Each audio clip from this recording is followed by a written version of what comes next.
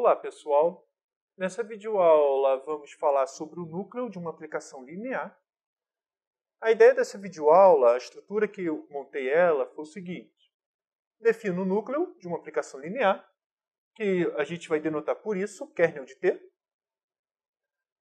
Depois vamos fazer um exemplo explícito para calcular quem é o núcleo.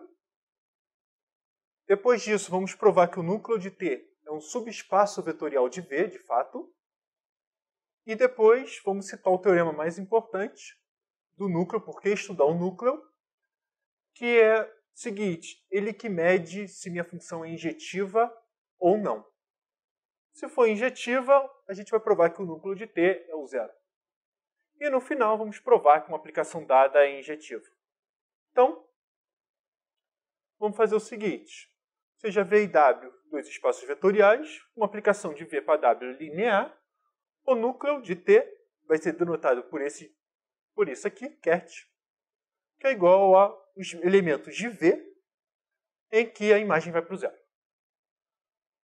O núcleo é um subconjunto de V.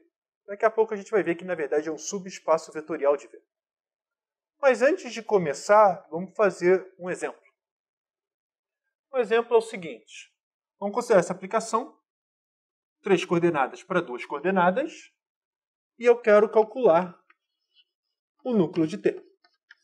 Quem é o núcleo? São x, y, z pertencente a R3, tal que o T de x, y, z é zero. Quando a gente diz que é zero, quer dizer que é o 0, 0, na verdade. Ou seja, eu estou pedindo que x menos z mais y é igual a zero e y menos 2x mais z também é igual a zero. Ou seja, o que a gente vai querer fazer é resolver esse sistema linear. Então vamos fazer o seguinte: vamos somar esse com esse. Se eu somar esse com esse, o z some, x menos 2x, eu tenho que menos x, e y mais 2y é igual a zero. Ou seja, x é igual a 2y. Se x é igual a 2y, o que nós temos? Daí, vamos substituir aqui 2y mais y, 3y. Então, nós temos que z é igual a 3y. Então, só para verificar que se as contas estão certas, 3y menos 4y mais y também é zero. Então, quem é o núcleo de T? O núcleo de T é exatamente x, y,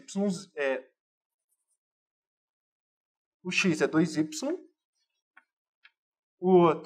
o z o y é y, e o z é 3y, em que o y é um número real.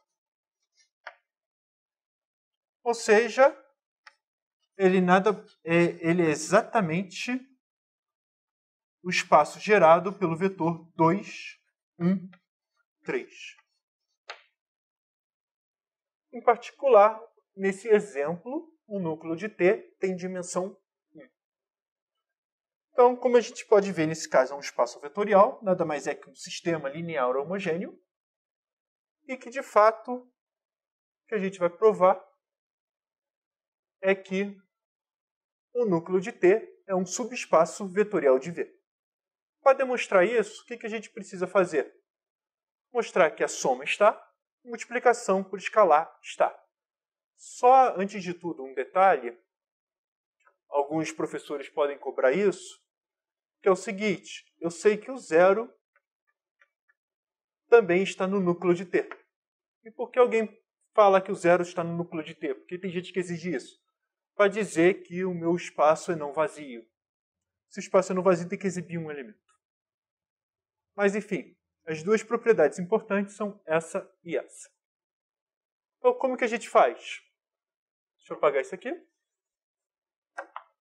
Se eu tenho que V1 e V2 pertencem ao núcleo de T, então eu tenho que TV1 é igual a 0 e TV2 é igual a 0. Dali, quem é T de V1 mais V2? Por definição de aplicação linear, T de V1 mais T de V2. Isso aqui é igual a 0, T de V1 é 0, mais 0, que é igual a 0. Logo, como V1 mais T aplicado nesse vetor aqui é 0, é porque esse vetor está no núcleo.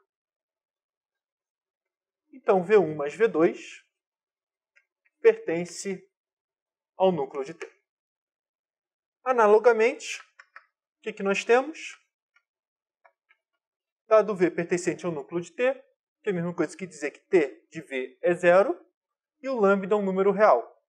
Então, o que nós temos? T de lambda V é igual a lambda T de V, lambda vezes 0, que é igual a 0.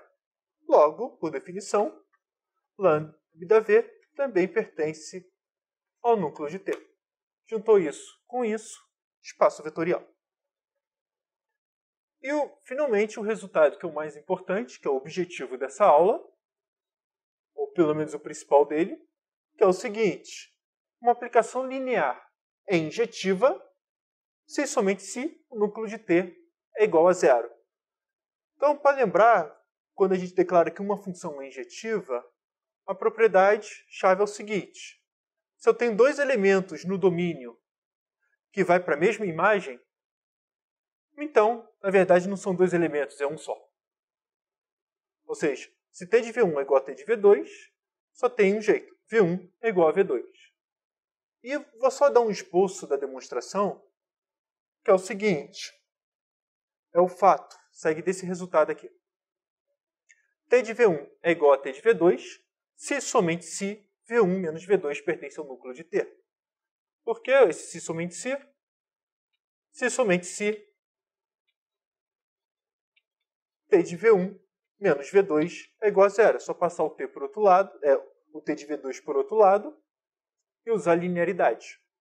Então, com isso aqui, já praticamente prova. Por exemplo, vamos supor que é injetiva. Se é injetiva, eu sei que T de 0 é igual a 0. Mas se é injetiva, vamos supor que T de V é igual a 0. Ou seja, vamos pegar um V que esteja no núcleo. Como só tem um elemento de T que vai para o 0, eu sei que T de 0 é 0, o núcleo de T é 0. A volta é dessa observação aqui. Ou seja, vamos supor que T de V1 é igual a T de V2. Se T de V1 é igual a T de V2, é porque V1 menos V2 é um núcleo. Mas, por hipótese, esse conjunto aqui é o 0. Se for o 0, é porque V1 menos V2 é 0. Ou seja, V1 é igual a V2. Logo, T é injetivo.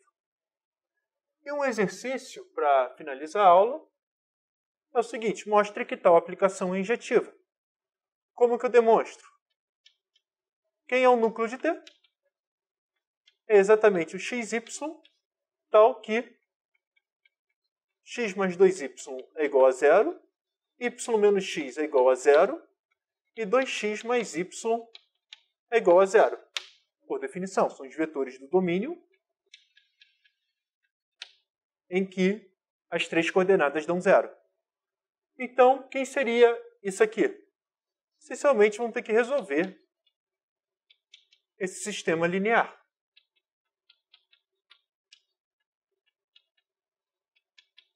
Então, o que nós temos? Daqui, nós temos que y é igual a x. Então, daqui, nós temos que se y é igual a x, 3x é igual a 0. Tá? Substituo o y por x aqui. Logo, x é igual a 0. Se x é igual a 0, temos, então, que x igual a 0 e y igual a 0. Logo, o núcleo de T é exatamente 0, 0. E, portanto, essa aqui é o... A gente conclui só olhando para o zero que T é injetivo. Então, algumas videoaulas atrás eu costumo mencionar isso, que uma parte que é interessante da álgebra linear é transladar o problema para o zero. Nesse caso, para eu mostrar que uma função é injetiva, basta olhar o que acontece no zero. Transladei o problema para o zero, interpretei, eu consigo os resultados com menos conta. A demonstração muitas vezes é direta, eu aconselho depois tentar escrever isso aqui com detalhe, mas isso aqui é um resultado muito forte. E o que eu quero que fique na cabeça é, o núcleo, ele calcula, em algum sentido, vamos dizer assim, o quanto a f deixa de ser injetiva. Como que ela falha de ser injetiva. E isso aqui é extremamente importante. Espero que esse vídeo tenha te ajudado no aprendizado. Não esqueça de me dar um feedback, comentando, dando um like e também se inscrevendo no canal. Obrigado, gente.